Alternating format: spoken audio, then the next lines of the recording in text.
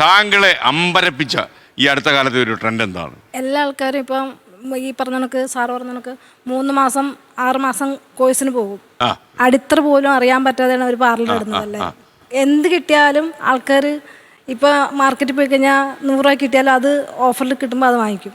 പിന്നെ ഒരു ഷോപ്പിൽ പോയി കഴിഞ്ഞാൽ ചിലപ്പോൾ അവർ 50% ഓഫർ എന്ന് പറയുമ്പോൾ അവർ അവിടേക്ക് ഓടും. ഇപ്പം നമ്മൾ സത്യസന്ധമായിട്ട് നിൽക്കുമ്പോൾ നമ്മളെ അവർക്ക് വില ഉണ്ടാവില്ല. അവർ 50% ഓഫറിലേക്ക് അവരെടുത്ത് ചാടി ഓടിപ്പോകും. അപ്പോൾ ഈ ഡെർമറ്റോളജിസ്റ്റ് എന്ന നിലയിൽ ഇങ്ങനെ സംഭവിക്കുമ്പോഴേ അതുപോലെ മുടി മൊത്തമായിട്ട് ഇളകി പോരുക, ശരീരത്തിൽ ഇതൊക്കെ പിടിപ്പിച്ച് വെച്ചിരിക്കുന്നത് അത്യാവശ്യം ചില ഉപയോഗത്തിനാണല്ലോ, ആകെ പ്രശ്നമാകുമല്ലോ ഇത്. കാരണം ഇതിനെതിരെ ഒരു പ്രത്യേകിച്ച് 4000 ക്ലിനിക്സൊക്കെ ഈ എറണാകുളം പോലെ നഗരത്തിലുണ്ടെന്ന് പറഞ്ഞാൽ അതൊരു ഷോക്കിംഗ് ന്യൂസാണ്. നമ്മുടെ വാർത്താലേഖകർക്ക് പോലും കിട്ടിയിട്ടില്ലത്. സിമ്പിൾ. അതായത് ആർക്കും അറിയത്തില്ല ഈ ഡെർമറ്റോളജിസ്റ്റ് അല്ലെങ്കിൽ കോസ്മെറ്റോളജിസ്റ്റ് എന്നുള്ള difference. He clearly told. Dermatologist MBBS MD സ്കിന്നെടുത്ത് 3 Kollam skin full പഠിച്ചിട്ട് ചെയ്യുന്ന ഒരു പ്രൊസീജിയറാണ് ഡെർമറ്റോളജി. കോസ്മെറ്റോളജിസ്റ്റ് എന്ന് പറയുന്നത് അതായത് ഒരു +2 കഴിഞ്ഞ് ഏത് വിദ്യാർത്ഥിക്ക് ആ ഒരു കോഴ്സിന് ജോയിൻ ചെയ്യാം. ആ കോസ്മെറ്റോളജിയിൽ അവർ എത്ര വർഷം കോഴ്സാണ്? 1 ഇയർ കോഴ്സ്. ഡിപ്ലോമയാണോ അത്? ജസ്റ്റ് 1 ഇയർ കോഴ്സാണ്. റെക്കഗ്നൈസ്ഡ് ആയിട്ടുള്ള യൂണിവേഴ്സിറ്റി. ശാസ്ത്രീയമായി പഠിക്കുന്നുണ്ടോ അവർ? അതായത് അവർ ചെയ്യേണ്ട കാര്യം എന്ന് പറയുന്നത് ജസ്റ്റ് സ്കിൻ കളറിങ്, ഫേഷ്യൽസ്, ഇങ്ങനെയുള്ള കാര്യങ്ങളാണ്. മൈക്രോ ബ്ലേഡിങ് അത് അവർക്ക് ആ ഒരു ഡിഗ്രിയിൽ ഇതെല്ലാം പഠിപ്പിക്കുന്നതാണ്. അവർ കയറി ഡെർമറ്റോളജി ചെയ്യുന്നതാണ് ഇപ്പം ചെയ്യുന്നത്. അതാണ് ഈ കോംപ്ലിക്കേഷൻ മൊത്തം വരുന്നത്. ആ ഷീറ്റോൾ. ഓക്കെ. അപ്പോൾ അങ്ങ് ഇത് കുറേ കാലമായി ഇതിനെതിരായിട്ടൊക്കെ തന്നെ ഫൈറ്റ് ചെയ്യുന്നത്. ഇതൊക്കെ പ്രകൃതിക്ക് വിരുദ്ധമാണല്ലോ. ഇങ്ങനെയുള്ള അപകടം പിടിച്ച കടകളൊക്കെ അടക്കേണ്ട സമയം കഴിഞ്ഞു. 2 ഭാഗത്തും പഠിച്ചിട്ട് ചെയ്താലും എന്തായാലും മാർക്കറ്റിൽ നിന്ന് കിട്ടുന്ന കെമിക്കലുകളാണ് ഉപയോഗിക്കേണ്ടതായിട്ട് വരുന്നത്. മാർക്കറ്റിൽ നിന്ന് കിട്ടുന്ന മരുന്നുകളാണ് ഉപയോഗിക്കേണ്ടതായിട്ട് വരുന്നത്. അതിനെല്ലാം തന്നെ ദോഷഫലങ്ങളുണ്ട്. ആ ദോഷഫലങ്ങളെക്കുറിച്ച് ഇരുകൂട്ടരും ചെല്ലുന്ന ഇരകളോട് പറയുന്നില്ല. അതിനേക്കാളും അപ്പുറത്തൊരു അതിഭീകര ഇൻഡസ്ട്രിയാണ് ഇപ്പോൾ ഇത്. ഇതൊരു മാനസിക രോഗമാണ്. മാനസിക രോഗം തീർച്ചയായിട്ടും. ഏറ്റവും ആരോഗ്യമുള്ള ഒരു കുഴപ്പമില്ലാത്ത ആളും കണ്ണാടി നോക്കിയിട്ട് ഈ മൂക്ക് ഇത്തിരിയും കൂടി അവിടെ ഒന്ന് പൊങ്ങിയിരുന്നെങ്കിൽ ഇതിനെ വിളിക്കുന്നത് BDD എന്നാണ്. ബോഡി ഡിസ്മോർഫിക് ഡിസോർഡർ എന്നാണ് അതിൻ്റെ ശാസ്ത്രീയ നാമം. ഈ മാനസിക രോഗം, ഈ മാനസിക രോഗം ക്രിയേറ്റ് ചെയ്ത് ആളുകളെ ഇളക്കി അത് ഇത്തിരി കൂടി വലുതാവണം, ബ്രസ്റ്റ് കുറച്ചും കൂടി വലുതാവണം, അല്ലെങ്കിൽ ചെറുതാവണം, വെയ്സ് ഒന്ന് കുറയ്ക്കണം, 18 ഇഞ്ച് ആക്കണം, ഇങ്ങനെയൊക്കെയുള്ള ഒരു ഭ്രാന്തിലാണ് ഇന്ന് വാസ്തവത്തിൽ ലോകം. ഇത് ഇപ്പോൾ ബ്യൂട്ടി എപ്പോഴും ഒരു ചോയ്സ് ആണ്. അതിനെ ഒരു മാനസിക രോഗമായിട്ട് കണക്കാക്കുന്നതിനോട് എനിക്ക് യോജിപ്പില്ല. ബ്യൂട്ടി എപ്പോഴും നമ്മുടെ ഓരോരുത്തരുടെ പേഴ്സണൽ ചോയ്സ് അല്ലേ ലൈക്ക് ബ്യൂട്ടി എന്നുള്ളത്.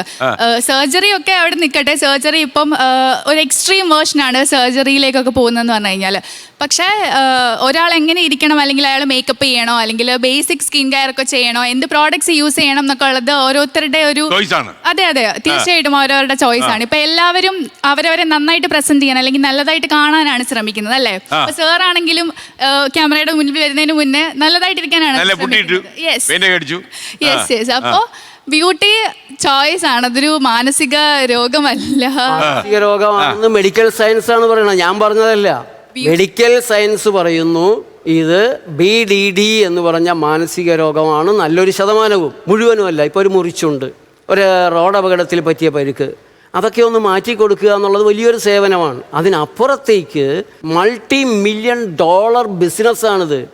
ഇതിലേക്ക് കൊണ്ടുവരാനായിട്ട് മീഡിയ, മൊത്തം മീഡിയ, സോഷ്യൽ മീഡിയ, ഇതിനെയെല്ലാം ഉപയോഗിച്ചൊരു ട്രെൻഡ് ക്രിയേറ്റ് ചെയ്യുകയാണ്. നമ്മളൊക്കെ അതിൻ്റെ ഇരകളാണ്.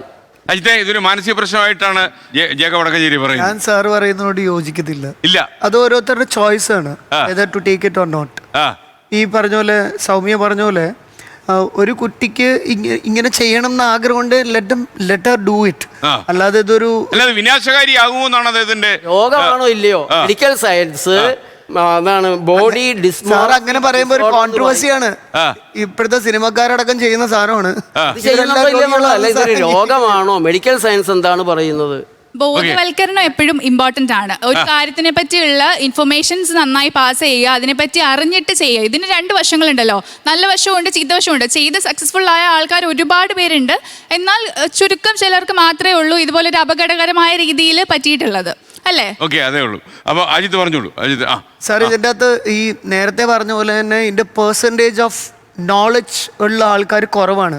അതുകൊണ്ടാണ് ഈ പ്രശ്നങ്ങളെല്ലാം ഉണ്ടാവുന്നത്. ഇപ്പോൾ ഇദ്ദേഹം എനിക്കോണ് കുറേ സർജറീസ് എങ്കിലും ഇദ്ദേഹം ചെയ്തിട്ടുണ്ടാവും. അതിൻ്റെ എത്ര എണ്ണം ഫെയിലിയർ ആയിട്ടുണ്ടെന്ന് അദ്ദേഹത്തിൻ്റെ തന്നെ ചോദിച്ചു നോക്കാം. പക്ഷേ ഈ പണിയറിയാത്ത ആൾക്കാർ ഈ മുറി വൈദ്യന്മാർ ചെയ്യുമ്പോഴാണ് ഈ പ്രശ്നങ്ങൾ ഉണ്ടാവുക. പിന്നെ ഈ സൗന്ദര്യം എല്ലാവർക്കും എന്താ പറയുക ഇമ്പ്രൂവ് ചെയ്യണമെന്ന് ആഗ്രഹം ഉണ്ടാവും. അതുകൊണ്ടാണ് ഇപ്പോഴത്തെ സെലിബ്രിറ്റീസ് ആണെങ്കിലും ഇപ്പൊ സിനിമാക്കാരെ പോലെ ഇരിക്കണം എന്ന് വിചാരിച്ച് നടക്കുന്ന ആൾക്കാർ അതേപോലെ അവര് ഈ ട്രെൻഡിലേക്ക് കൊണ്ടുവരാൻ വേണ്ടി ശ്രമിക്കുന്നത്. അതിനെല്ലാം കാടടച്ച് നമ്മളൊരു മാനസിക രോഗമായിട്ട് പറയുന്നതിൽ എനിക്കൊരു അഭിപ്രായ വ്യത്യാസമുണ്ട്. ലോകത്തെവിടെയായാലും ഏത് സമയത്തും 24 വാർത്തകളും ഓഗ്മെന്റഡ് റിയാലിറ്റി പാക്കേജുകളും എക്സ്പ്ലെയിനറുകളും വിശദമായി കാണാൻ ഞങ്ങളുടെ യൂട്യൂബ് ചാനൽ നിങ്ങൾക്ക് സബ്സ്ക്രൈബ് ചെയ്യാം.